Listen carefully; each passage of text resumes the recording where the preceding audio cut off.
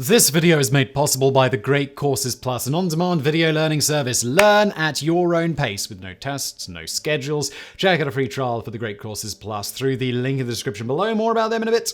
The moon has fascinated humans since we gained the ability to look up at the night sky, so pretty much the entire 200,000-year timeline in which humans have been around. To the uneducated human staring up into the night sky, the moon seems pretty mysterious, and because humans are creative and love to tell stories, we've come up with a plethora of myths to explain the phenomena we've observed on the moon, and some of those myths have persisted to modern times. From maddening supermoons, the dark side of the moon, to the moon causing tides in human beings or not existing at all, here are 10 misconceptions about the moon.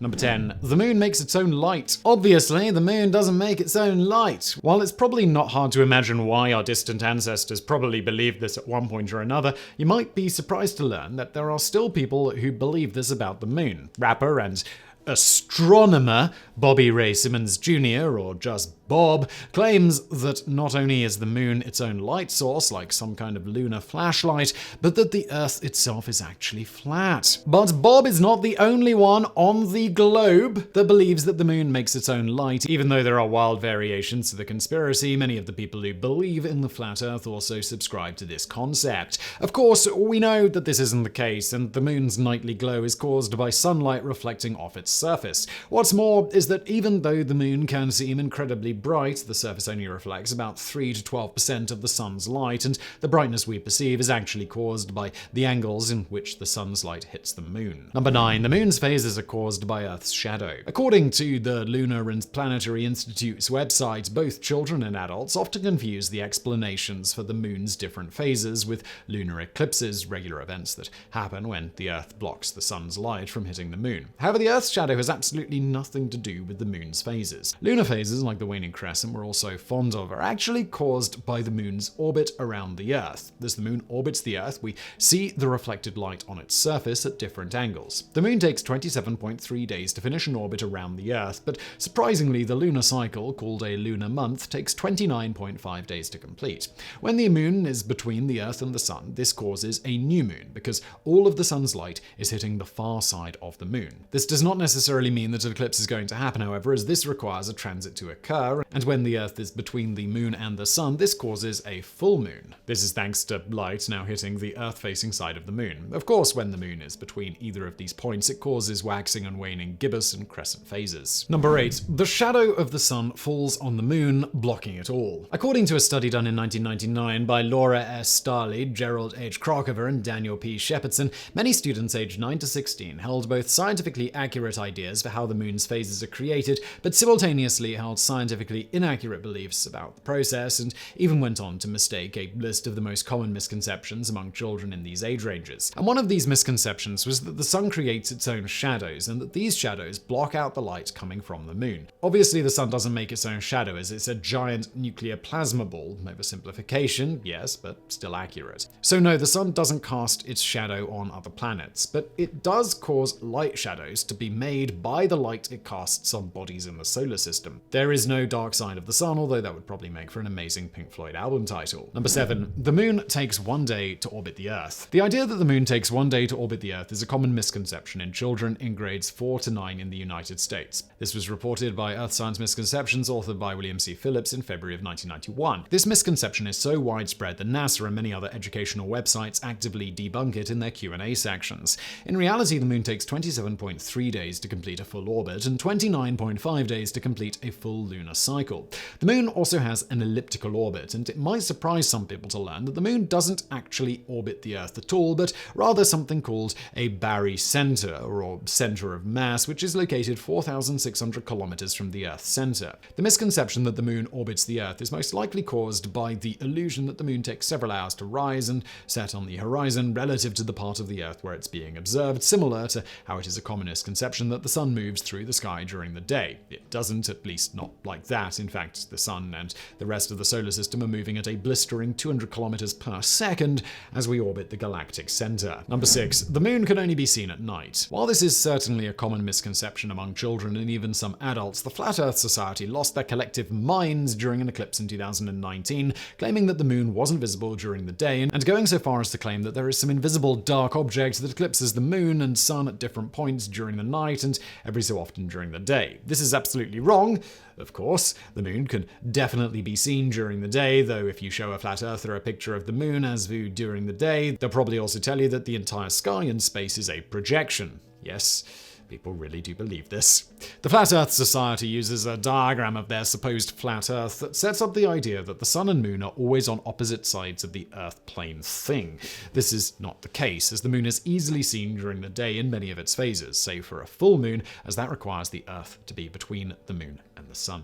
Now, before we continue with this video, if you like educational videos about space or really anything, you've got to consider a subscription to the Great Courses Plus. Look, I enjoy learning new things. It's a big part of the reason why I started hosting YouTube channels like this one, and that's why the Great Courses Plus is such a natural sponsorship partner. It's a legitimate university education, but it's much more affordable, and it's at your own pace, with none of the annoying tests and term papers and homework assignments. Let's say you're interested in a topic we deal with a lot on this channel, science. You can hop on the Great Courses Plus and learn from some of the world's sharpest minds. For example, there's an incredible 96-part class called Understanding the Universe, an Introduction to Astronomy, taught by Dr. Alex Filipenko from the University of California, Berkeley.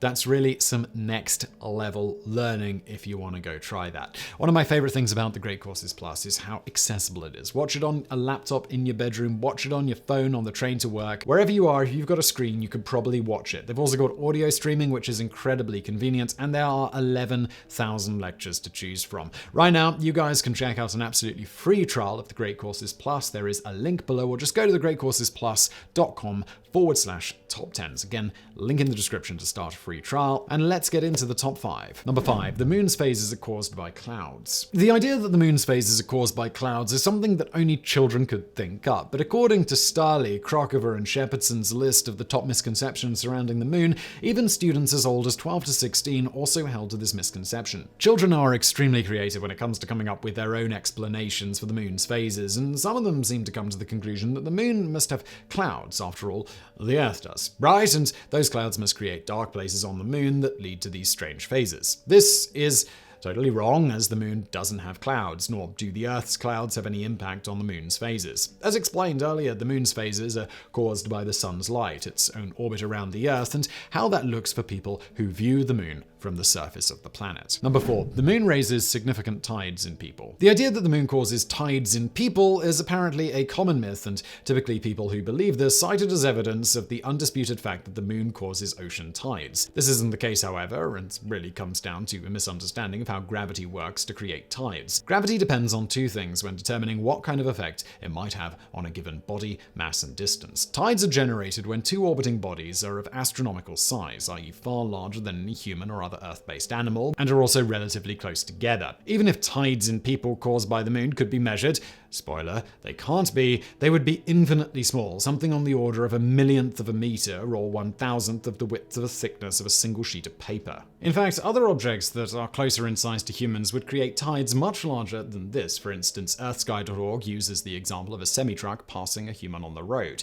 Misconceptions and myths about the moon are common even in the medical field, where believing the sciences is basically a prerequisite for the job. Nurses can be extremely superstitious, often citing a marked increase in the birth of new children during a full moon, but this observation is contradicted by scientific studies surrounding birth rates. Number 3, the supermoon is huge. Every time the moon or Mars end up making their closest approach to the Earth, social media accounts around the world go insane, making lofty claims like Mars will be as large as the full moon in the sky on X day at X time, or the supermoon will be X% larger and X times brighter than normal. Then also you might go insane, which are, of course, not true statements. Even news programs tend to exaggerate how much larger the moon becomes during a supermoon. supermoon. But the reality is that a supermoon is simply when the moon is closest to the Earth in its elliptical orbit. Mars is the same way in this regard, in that there is a certain window that happens around every 2 years when Mars is about 62.07 million kilometers from the Earth, which is really close for Mars. The difference in distance from the Earth to the moon during a supermoon is the difference between 359,000 kilometers